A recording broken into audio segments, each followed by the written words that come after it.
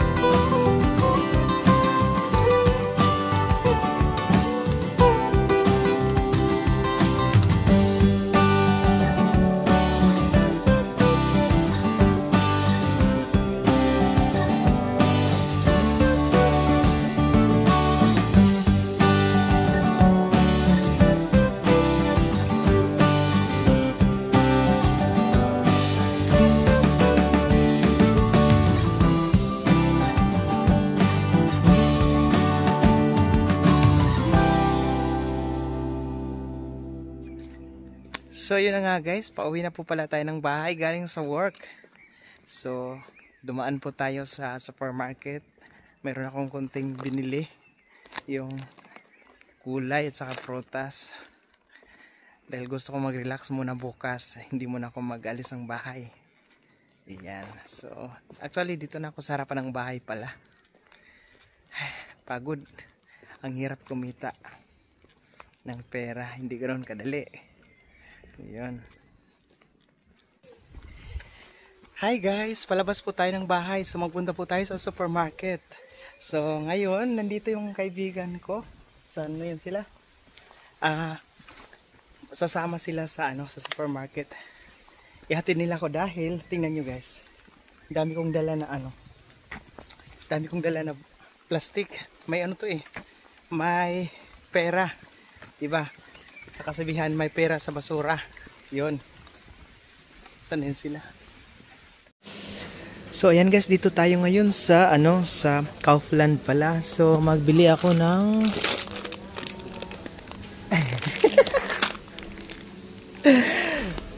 pagbili ako ng pang macaroni. So nakita ko na dito. So dito na lang ako magbili guys. Hi guys. Galing pala ako sa work. May work ako ngayong araw. Actually, dalawa kami ng ka-workmate ko nagtrabaho. Pero holiday ngayon dito sa Germany. Tinatawag na Pfingsten. Ngayon, pauwi na tayo sa bahay. O, tingnan nyo guys, may dala akong mga bote. So, mabibenta to siya. Yan. Ang dami oh. Tagal na to. Isang taon na to. Ngayon ko palang dinala. Kasi bibenta ko na bukas. So, nagmamadali ako dahil mayroong mga kaibigan na magpunta dito sa bahay. Kasama natin sa Santinig. So, in-invite ko sila. Mag-karaoke. Tapos magluto-luto. Yan. Kaya nagmamadali ako dahil kailangan ko pang maglinis. Ganyan naman talaga tayo, di ba? Pag may bisita, agad-agad. Kailangan hindi pwede na hindi malinis ang bahay pagdating kasi nahihiya tayo. So ito po yung daanan papunta sa amin sa loob ng apartment. Yan. May mga kahoy-kahoy bago ka makarating sa loob. Actually bawal na to dito guys, pero matigas yung mga ulo namin eh. Dito, tingnan nyo guys, dito kami dumadaan. Mga German din. So ang ginawa nila, tinaniman ng yung may-ari, tinaniman dito ng bulaklak. Iwan ko kung bulaklak ba yan o kahoy. Bulaklak ata. So kahit winter hindi yan namamatay.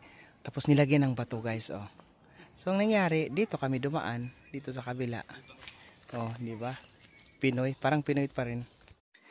So yun lang muna ipakita ko sa inyo ha. Baka mamaya malaman nyo kung saan yung address ko. Tingnan nyo guys, oh. Dami na yan. Makabili na tayo ng bigas. My God. Ayan guys, so katatapos lang namin hindi pala, pa lang yun, rehearsal. So, pero naka-live na sa Facebook. So ito yung mga dala nila. Anong isda to? Dala mo. Hindi, pantit, hindi yan pantat ha. Pero masarap yan. Tapos siguro alam ni Elvin na kung anong partner ng munggo kasi sabi ko magmunggo ko yun, dala niya prito. Pero meron sana akong dried fish kaso mahirap dito magluto guys. Alam niyo naman ang background ko dito sa bahay, laging may love letter sa labas. Baka nga meron naman kasi nagprito ako ng isda. O minsan. O sige, kain na tayo. Gutom appetit pala. Hi guys, dito po tayo ngayon sa Asian store. Yan. Baka nandyan yung crush ko. Hanap tayo ng gulay. Laging lang karne, dapat may gulay din.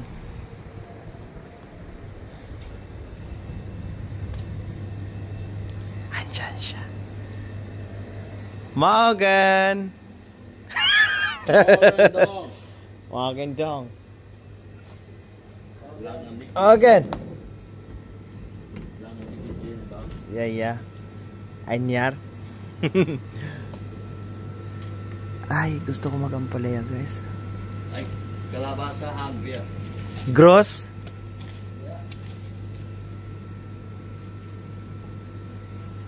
Dapat yung hindi sira.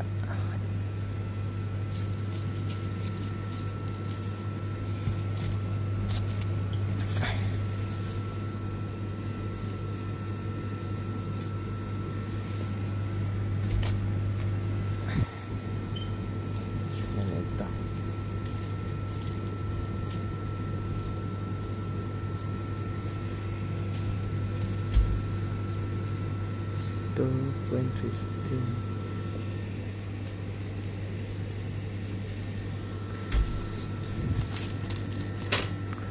Okra. Oh, may langka. My God, jackfruit Estoya. 1,000 pesos guys. Yeah, fresh on toya, no? My God, langka. But delicious. Hi guys, dito pala tayo ngayon sa labas. So, since ko ngayon, free ngayong araw, balak ko na ayusin dito sa labas ba, sa balcony. Gusto kong itanim tong tanglad guys, tingnan nyo. Ito yung tanglad na inano ko sa tubig. Ngayon gusto kong ilagay dyan. So dito magbili ako. Nandito kasi yung kaibigan ko. Magbili ako ng lupa. Ilagay ko dito. Diyan. So, taniman ko siya ng different kasi alam niyo naman mahilig ako magluto. Taniman ko siya ng different herbs. Tapos may alugbati pala ako doon sa loob na kakabili ko kanina. Anuhin ko muna sa tubig para magkaroon siya ng gamot. Tapos itanim ko dito, either dito. Pero alam nyo guys, dito merong mga birds na laging pumupunta dito, lalo na pag may mga tanim dito. Kinakalkal yan. Naghahanap sila ng bulate. So yun ang gagawin ko mamaya. Buti na dito yung kaibigan natin. Sasabay ako sa kanya ngayon, nag-CR pa. Magsabay ako sa kanya ngayon sa ubi. Ubi kasi dito yung pupuntahan niyang ubi na OBI. Yun yung pinupuntahan namin pag yung garden, about sa mga gamit sa garden, tapos mga halaman. Actually ngayon late na kasi pag magpunta ka doon para magbili ng mga halaman kasi na yun June na, dapat last month pa or April nagsimula nang magtanim kasi pagka September, katapusan ng September, malamig na, kaya bilisan natin, mahabol natin yung buwan, summer.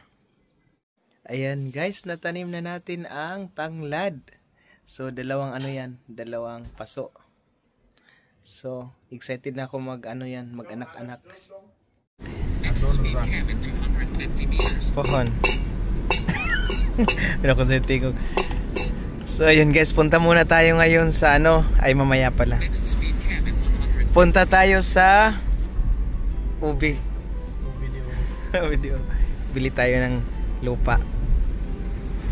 Titingnan natin kung ano yung pwede natin mabili doon. Diyan nag-work si Kuya Ritos. Diyan sa Erika. Erika din ya? Oh. Kanao.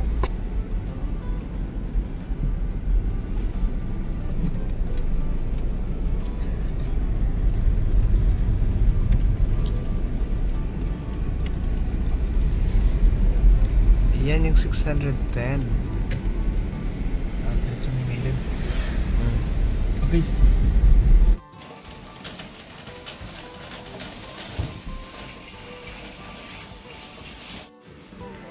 So dito tayo ngayon sa mga halaman guys.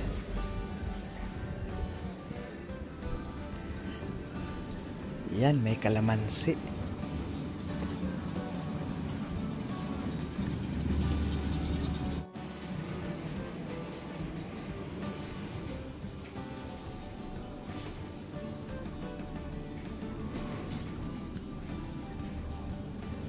Wow, may mga paprika, kamatis.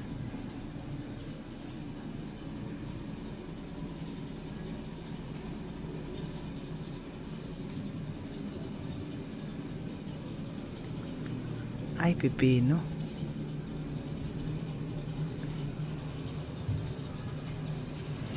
Talong.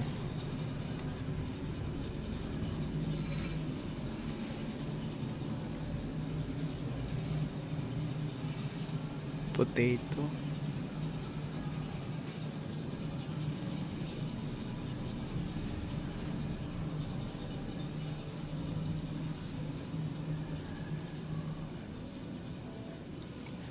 May siling labuyo guys, oh.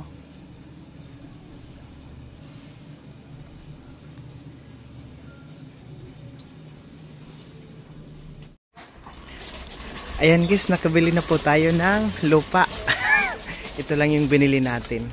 Ang bigat. 40 liters siya. So, 14 euro something guys.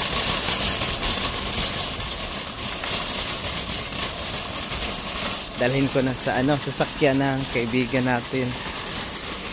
So, hindi na ako, magbili pa sana ako ng yung para sa, nasaan pala yung kaibigan ko?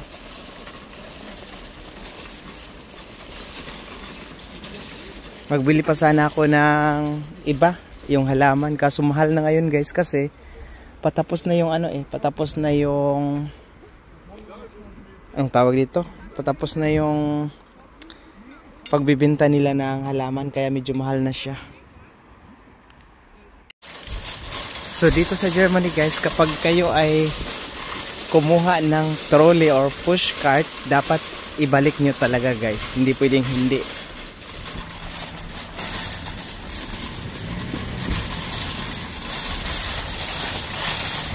So ngayon ibalik natin guys, at saka kunin natin yung 1 euro.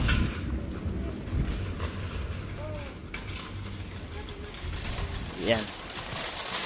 Sauli ko na siya. Simple lang, ganyan lang. Tapos